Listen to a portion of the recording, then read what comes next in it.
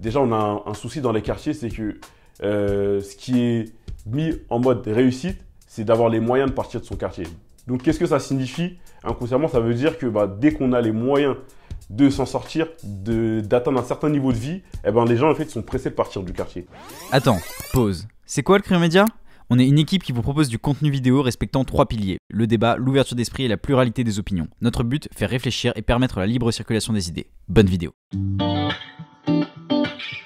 Salut à tous, on se retrouve pour une nouvelle interview entrepreneur. Je suis aujourd'hui avec Amadou d'Habitao. Salut Amadou. Salut Val.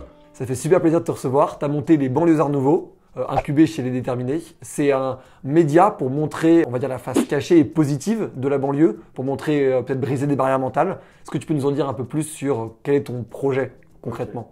Alors Banlieusards Nouveaux, c'est le média inspirant, comme j'aime le dire. Donc sur ce média-là, ce qu'on va faire, c'est qu'on va mettre en lumière des parcours inspirants, des parcours de réussite de jeunes de quartier. Le but, c'est tout simplement de montrer qu'on peut venir d'un quartier et s'en sortir. Créer vraiment différentes références de réussite et pas avoir que la musique ou le sport. Donc il y a vraiment cette logique de barrière mentale. Tu parlais dans une vidéo qui fait un peu la promotion du média, justement de ce côté sport et musique qui sont un peu les deux piliers aujourd'hui de référence. Est-ce que c'est par un manque de communication, même des gens qui ont réussi en banlieue, qu'au final on se rend compte qu'il n'y a que ça? Déjà, on a un souci dans les quartiers, c'est que ce qui est mis en mode réussite, c'est d'avoir les moyens de partir de son quartier. Donc, qu'est-ce que ça signifie? Inconsciemment, ça veut dire que dès qu'on a les moyens de s'en sortir, d'atteindre un certain niveau de vie, les gens en fait sont pressés de partir du quartier. Ceux qui réussissent et qui restent, ce sont les rappeurs et les footballeurs. Donc un footballeur, tu vois, il va percer, il va jouer en Ligue 1 et dès qu'il a une perme ou une dispo, il va venir au quartier avec ses potes. Un rappeur, il ne part jamais de son quartier, il reste toujours avec ses potos. Alors qu'il peut être millionnaire, le mec, il va être quand même dans son quartier. Un cadre, un entrepreneur, dès qu'il va que son business va marcher, son affaire va marcher, ce qu'il va faire, c'est qu'il va partir du quartier directement. En soi, je trouve pas que ce soit mal de partir, parce qu'il y a des quartiers, c'est difficile d'y vivre. Mais je pense que c'est mauvais en fait de mettre cette idéologie-là, c'est le Graal, tu vois. Genre, c'est le top du top. Ouais, c'est aussi le but premier de la réussite, c'était de quitter. C'est ça, t'imagines, ça voudrait dire que dès qu'il y a un truc de bien, dès que quelqu'un peut rayonner autour de lui, apporter quelque chose, il s'en va. En fait, on a une espèce de cercle vicieux comme ça, tu vois, on est dans ce cercle vicieux-là, dès qu'il y a quelque chose de positif, hop, il s'en va. Quelque chose de positif, il s'en va. Et il faut pas, justement. Et je pense que déjà, le problème, il part de là. Ouais, je comprends complètement, mais il y a une vraie question moi, que je trouve intéressante sur ces logiques-là, c'est il y a une immense détermination en banlieue et on l'a vu sur plein d'aspects. Ça se mobilise énormément collectivement. Il y a aussi une rage de revanche en mode on a été parfois maltraité ou mal dépeint dans les médias. Comment cette détermination, elle peut se transformer en quelque chose de positif alors qu'aujourd'hui, elle se transforme peut-être dans des départs justement de ces quartiers-là? C'est simple, il faut juste faire la promotion de dire que en fait partir de son quartier finalement c'est pas ce qu'il y a de mieux. Moi par exemple, je serais le PDG d'un gros média, etc. Moi tu me verras quand même tous les week-ends dans mon quartier. Ou en tout cas au maximum. Donc je parlerai avec des jeunes de mon quartier, je leur poserai des questions, je m'intéresserai à eux. Ouais, toi tu veux faire quoi? Qu'est-ce que t'aimes, etc. Il faut qu'on dise un tel il a réussi, et en plus il est là, il est dans le quartier avec tout le monde et tout. Mais après, il y a un cliché sur la banlieue, et je veux pas du tout dire que c'est la vérité, mais il y a le cliché de les bandes s'accrochent aussi aux gens qui réussissent, et parfois ça peut ralentir aussi peut-être la réussite de certains. Est-ce que du coup, ça fait partie de ce cercle vicieux de, en fait, si tu réussis, tu veux t'éloigner, donc en fait les gens essaient de te rattraper? Est-ce que du coup, il n'y a pas une forme de manque d'ambition individuelle, et que les choses sont peut-être vues trop collectivement aussi dans les quartiers? Il y a ce truc collectif qui fait que, en vrai, chacun n'a pas sa propre ambition. Okay. Parce que il y en a beaucoup en vrai qui savent même pas spécialement ce qu'ils voudraient faire. Mais on revient à ce que je disais tout à l'heure en fait. C'est juste parce que dans l'environnement, en fait, un enfant en grandissant, il va regarder ce qui se passe autour de lui, il va regarder ce qui se fait autour de lui, et en fonction de ça, il va se forger, il va se dire ouais moi quand je serai grand, je veux faire ça. Ouais. Mais si autour de toi, ce que tu as comme exemple, c'est beaucoup les mêmes choses qui se répètent et il n'y a pas assez, c'est pas assez hétérogène en fait. Ce qui va se passer, c'est que tu auras des copies en fait. Donc à un moment, tu as plein de chauffeurs VT, plein de chauffeurs Uber, tu as plein de livreurs Amazon. C'est normal en fait, c'est parce que c'est le même cycle qui se répète. Et après là, je parle de choses modernes, mais peut-être qu'à l'époque, ça pouvait être autre chose. Donc il suffit juste, je pense, à un moment dans cet environnement-là, de mettre d'autres profils, des profils différents. Tu vois, d'autres exemples justement de réussite. Donc moi, ce que je vais faire avec le média. Comme dans les vêtements avec le reportage que tu avais fait sur Mamad, par exemple. Par exemple, Mamad, tu vois, c'est un entrepreneur, Biscuit Paris, tu vois. Bien sûr. Je pense que c'est le genre. Et lui, pareil, il est de Saint-Anne-le-Monde. Je crois qu'il habite encore d'ailleurs, tu vois. Tu vois, j'y ai cru et aujourd'hui, Dieu merci, on est sur la bonne voie. Et ben lui, par exemple, c'est un modèle qu'il faut mettre en avant. Il est chez lui, c'est un entrepreneur. Biscuit, aujourd'hui, c'est une marque montante. Tu vois, pour moi on leur donne dans 5 ans, ils seront vraiment bien placés. Tu en verras partout des Biscuits Paris. Et pourtant, qui le met en avant, lui, tu vois. Et des Mamad, il y en a plein. Mais qu'est-ce qui est là pour les mettre en avant, tu vois. Mais moi, il y a un autre truc que je remarque aussi, c'est que mine de rien, ça commence à marcher un petit peu. Bah, moi, dans mon quartier, par exemple, il y a des petits maintenant qui commencent à lancer leur marque. Même dans ma ville, qui lancent leur marque de streetwear. Ils essaient, tu vois, ils discutent un peu avec des personnes qui ont plus la touche artistique. Ça collabore. Il y en a d'autres qui essaient de développer des artistes aussi, maintenant. Donc, ce petit truc, il commence à se faire. Mais pour quelle raison? C'est parce que aujourd'hui, on commence à voir justement avec le rap, tu as des équipes qui se construisent autour d'un article, qui sont des équipes de mecs qui viennent de quartier. Donc eux, en fait, leurs compétences, ils les ont appris sur le tas. Ils sont pas allés dans des écoles, etc. Et ça marche pour eux. Donc, ils sont restés dans leur quartier.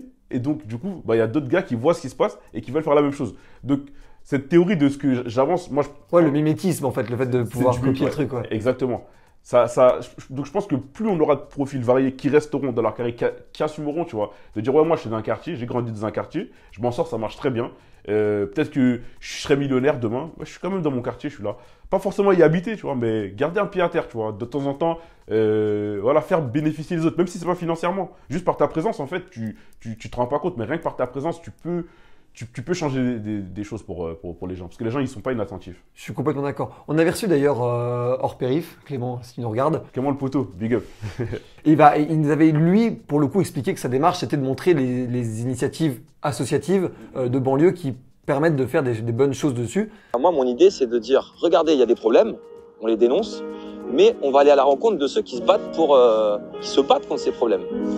Tu serais le pendant, on va dire, business de ce genre de démarche? Alors là, on a parlé business, mais Banlieusard Nouveau, c'est plus que ça. En vrai, business, j'ai un format qui est dédié au business, qui est la Banlieusard Valais.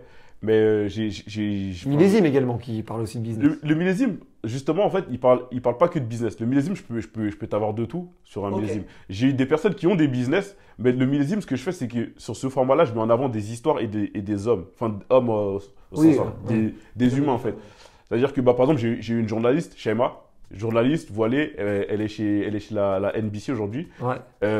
Donc elle a fait pas mal d'études. Elle habite à Londres actuellement. Elle a grandi en banlieue. Et elle, par exemple, pour moi, c'est une image forte. Pourquoi? Parce que elle est voilée, elle est issue d'un quartier. En France, quand on pense aux femmes voilées de quartier, c'est tout de suite la femme soumise qu'on a forcée à mettre son voile.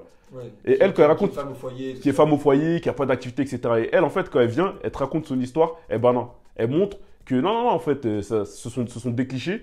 Et tu as plein d'autres jeunes filles, justement, qui, en la voyant elle, se disent, ah ouais, donc c'est possible, tu vois. C'est possible. En vrai, c'est pas parce que je mets un voile que je suis condamné.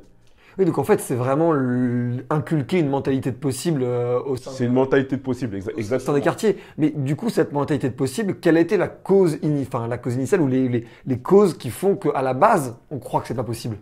Ce qui fait qu'on croit que c'est pas possible à la base, c'est moi je pense en tout cas qu'il y a eu un discours qu'on a répété très longtemps dans les quartiers. Mais les gens dans les quartiers eux-mêmes? Entre nous, c'est ça, entre nous, les médias, tout ça, c'est à l'échelle nationale. C'est de dire en fait, pour un jeune de quartier, c'est beaucoup plus difficile de trouver un travail, d'avoir un logement, etc. En soi, c'est vrai, tu vois. Mais pour moi, cette phrase-là, elle est incomplète et elle nous a fait beaucoup plus de mal qu'autre chose. De base, cette phrase, elle est là pour dénoncer, mais moi, je trouve qu'elle nous a fait du mal, dans le sens où maintenant, les gens, ils l'ont apprise par cœur, cette phrase. Dès que les plus petits, moi, depuis tout petit, je l'entendais, et je vois des plus petits que moi encore, qui le disent ça aujourd'hui. Donc, ils l'ont appris par cœur, ils ont grandi avec, et ça leur a fait une espèce de plafond de verre. Donc, dans leur tête, en fait, si tu leur dis, vas-y, pourquoi tu fais pas tel taf, pourquoi tu peux pas faire telle chose, il va dire dès le départ, ouais, mais c'est mort, ça sert à rien, je viens d'un quartier. Tu vois, c'est-à-dire qu'elle a été apprise par cœur, et c'est devenu un plafond de verre. Alors que la phrase, je pense, initialement, ce qu'elle aurait dû être, ça aurait été de dire c'est plus difficile pour toi, donc donne-toi plus. Et c'est pas impossible. Les politiques qui aujourd'hui ont un gros impact sur les politiques justement des quartiers parce que c'est autour du logement, autour de l'organisation des territoires et des villes.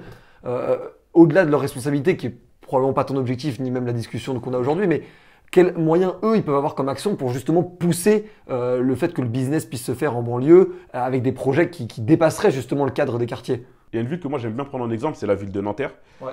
Eux, par exemple, ce qui se passe, c'est qu'il y a beaucoup de pépites, il y a beaucoup de talents qui montent à Nanterre. Et ce que j'ai remarqué, moi, parce que depuis que j'ai lancé mon média, j'ai collaboré avec eux 2-3 fois sur 2-3 petites choses.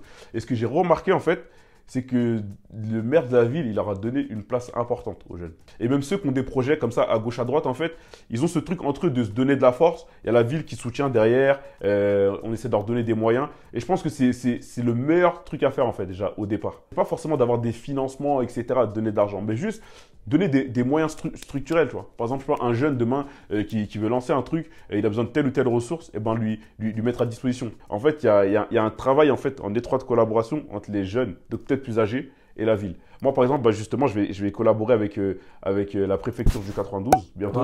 Ouais. Cool. Justement, la mission locale de Gennevilliers, donc dans le cadre de Banlieusards Nouveaux, pour justement atteindre les jeunes. Parce que moi, j'ai cette facilité. Je suis souvent, je suis au quartier, je parle avec les gars. Donc, Oui, donc tu es sur le terrain au final. je suis sur le terrain. Donc, moi, en soi, s'il y a quoi que ce soit qui puisse les aider, je peux leur dire, ouais, il y a telle ou telle chose qui peut t'aider. Donc, avec mon média, je vais servir un peu de tremplin. Donc, d'intermédiaire entre la ville et les jeunes. Et je pense qu'il faudrait que y ait plus d'initiatives comme ça. Tu vois, moi, Banlieusards Nouveaux, aujourd'hui, je ne suis pas partout. Si demain, je peux être partout et aider partout, ce sera encore mieux. Et ce que la banlieue, par tout ce qu'elle comporte, est en fait fondamentalement dans la modernité sur beaucoup de ces aspects de la consommation et de sa mentalité aussi.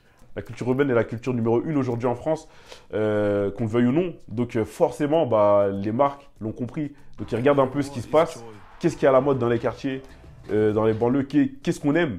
C'est ce qui va être acheté en fait. Donc forcément, ils suivent. Et même des marques de luxe qui à un moment voulaient être détachées de ce truc-là, ils rétropédalent. Ils vont prendre des égéries qui sont issues de quartier, tu vois. Genre Lacoste. Lacoste, c'est à eux que je pensais, tu vois. J'ai pas dit de nom, mais... Oui, où ils ont fait Moi la Squale ou Bruno Mars plus récemment. Voilà, il y a Salif aussi, La Source. Les deux dernières questions de cet échange qu'on pose à tous nos invités. Qui, toi, tu verrais à ta place dans une interview entrepreneur sur Le Crayon? J'ai un poteau du coup qui a un média aussi, Ok. à qui je vais faire la passe. C'est mon pote Yo de KCM TV. Ok. Lui, par exemple, je pense qu'il peut grave être là. C'est parce que c'est le boss. Et la dernière question, c'est qu'est-ce que ça t'évoque la phrase « trace tes contours ». C'est le slogan du média. Ah, c'était con. Ah bah écoute, hein, tu vois. Non, je rigole. C'est une manière de dire, en fait, construis ton truc. Fais ton truc à toi, ce que t'aimes, tu vois. De la même manière que moi, je fais Banlieusards Nouveaux à mon image, alors qu'il y a d'autres médias qui existent, mais je fais un média qui correspond à ce que moi je veux, ce que moi je veux véhiculer. Et ça peut être dans d'autres domaines, hein, pas forcément dans le domaine des médias. Mais ouais, construis-toi un peu ton truc à toi, ton monde à toi. J'aime bien cette définition. Merci beaucoup Amadou. Yes. Je te fais un check. Allons, check. Merci beaucoup de nous avoir suivis pour cette interview. On met le lien des Banlieusards Nouveaux en description. On vous laisse regarder le super travail qui est accompli. On se retrouve très bientôt sur Le Crayon pour de nouvelles aventures et de nouvelles vidéos. C'était Valorant. Ciao.